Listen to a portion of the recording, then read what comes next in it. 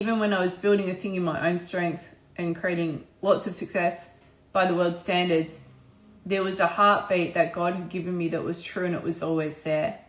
And all I ever wanted to do was speak into the heart of the woman who knows she's born for more, and it's still all I want to do. It's still the call on my life, because the call on my life is the call on my life. I think I have tried every which way over the past 2 years in my journey of really starting to understand and deeply walk in my identity in God. I think I've tried every which way to strip off the identity he gave me. I think I've tried every which way to shed myself of the fact that I'm a leader who is born to call forth other leaders who carry a fire that is shocking, that is brilliant, that is a supernatural thing, that is meant to come out of you in a way that you nor other people can't even fully understand, because it's actually a God thing, and that it carries with it in that fire something that actually changes the atmosphere, because it does come from the kingdom of God, and it is spoken truth, and it is actually responsibility. P.S. That's who I am. So the heartbeat of that, the DNA of that, was there the whole time. My spiritual DNA is my spiritual DNA. It got a little bit loose and crazy at times, that's for sure.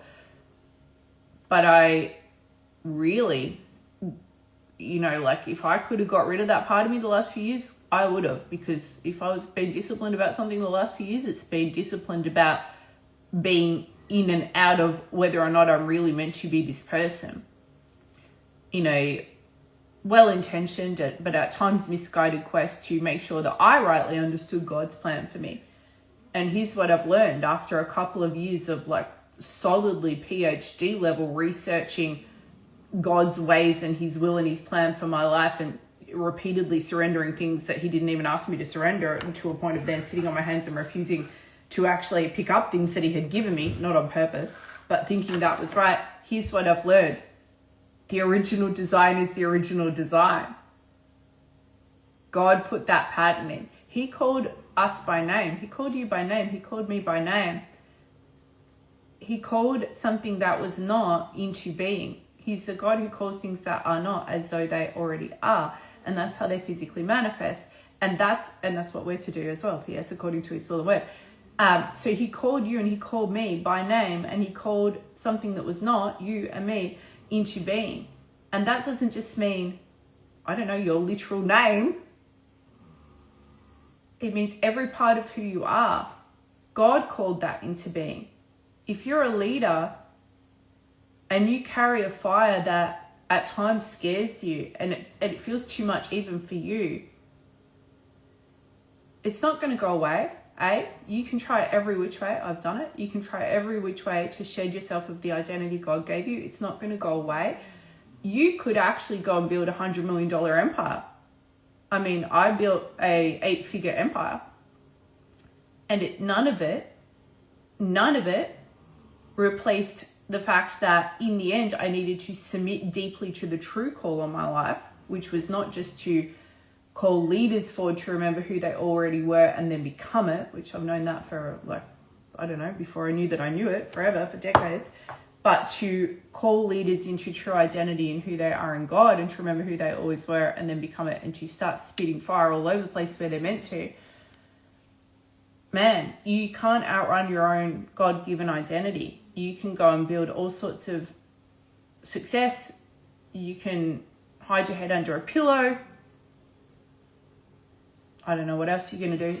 You can run from it. You can deny it. You can resist it. We do resist, don't we? And it's still going to be there. It's still going to be there. So let me tell you the easy version of being you. Give in faster.